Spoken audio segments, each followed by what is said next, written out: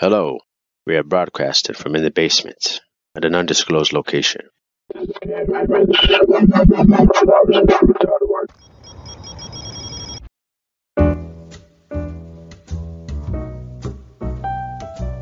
Wake up, cold shower, 1 liter of water down the hatchet, stretch, pray.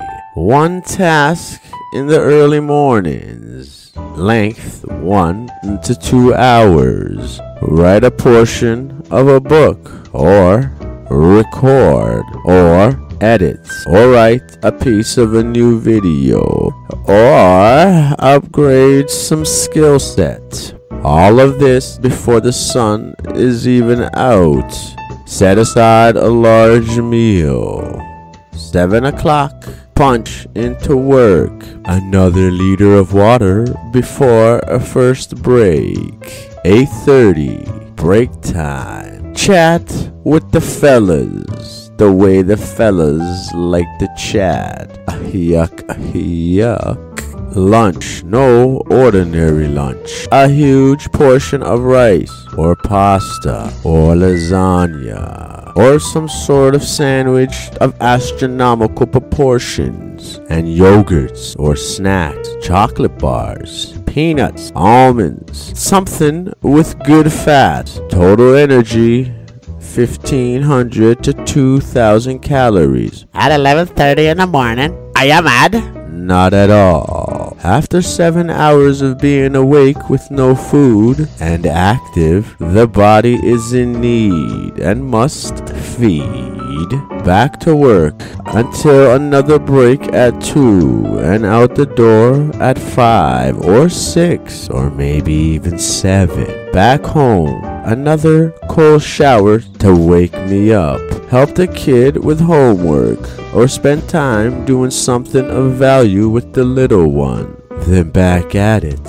Write, edit, produce, learn something new, read something. A cup of black coffee will help. 20 minutes later, home gym time. Deadlifts, overhead presses, squats, rows, shrugs, dips, planks, and exercises, band, face pulls. Now, finally, a little bit of wind down time. Another enormous meal. Relax a bit and then sleep. That seems like a lot. Unsustainable. Overexertion. Overworking. What if I told you I still had some in the tank? Yet and still, I had excess energy left over. How? Well, time management, you see. Those workouts are 3 days a week, full body, plenty of volume and intensity, periodization, exercise rotation, accommodating the biological law of accommodation. In other words, time management. The biggest bang for my buck for my workouts, 3 days a week, 4 days of rest, 6 days a week of muscle protein synthesis. That's a lot of room for growth. That looks dangerous. The only danger is the ignorance of that statement. Well, you must surely work a stationary job. Quite the contrary. I'm on my feet 10, 11 hours a day in a physical job. How then? Time management. Working on my 4th. You don't say. I do say. How? Time management. You sound like you're bragging. Quite the contrary. I rarely, if ever, speak on these matters.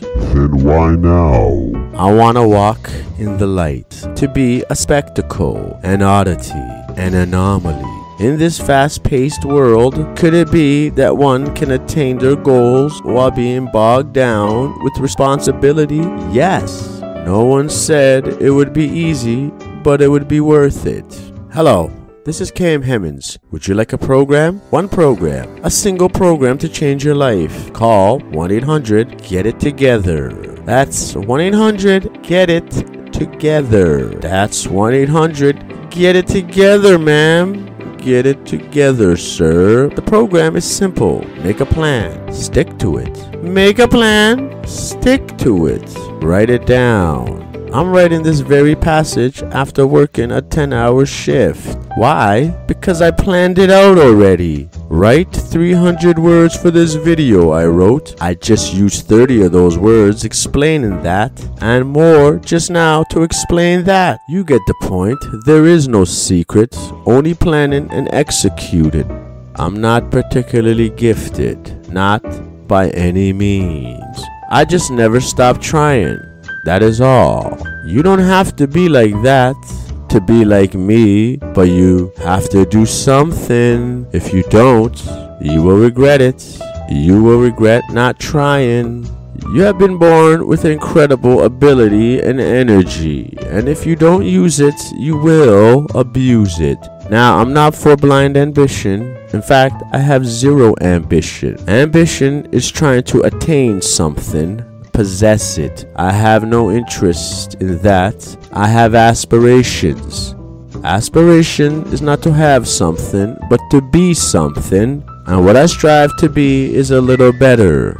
That is all. I have no interest in telling anyone what they should be interested in. That's your job.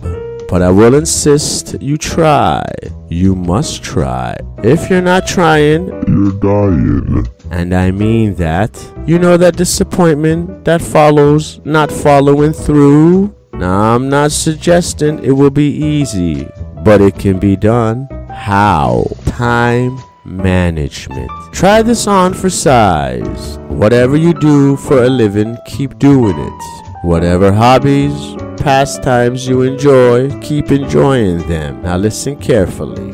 That thing you wanted to do or wanted to learn when you had free time, pick 2 days in the week. Make it a Monday, Wednesday, or a Tuesday, Thursday, and spend 1 hour starting it. 1 hour. Come on, bro. It's an hour. 60 minutes. 3,600 seconds. You can do that.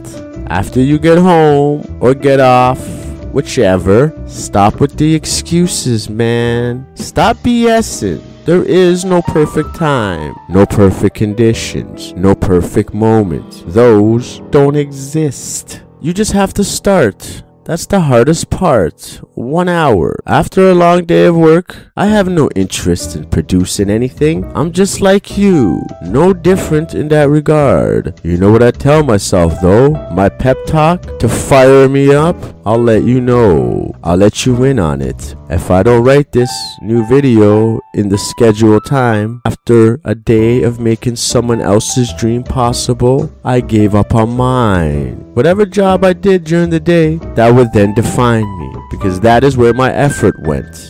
Not into being Hemmans, the YouTuber, or the novelist, or whatever else I have up my sleeve. I will be just a worker for someone else. How could I give up on my hopes and yet give all my energy to someone else's hopes? Now this has nothing to do with money, but self-esteem. If you feel low, it's because you're not fighting for you. How could I give up on my dreams and give all my energy to someone else's dreams?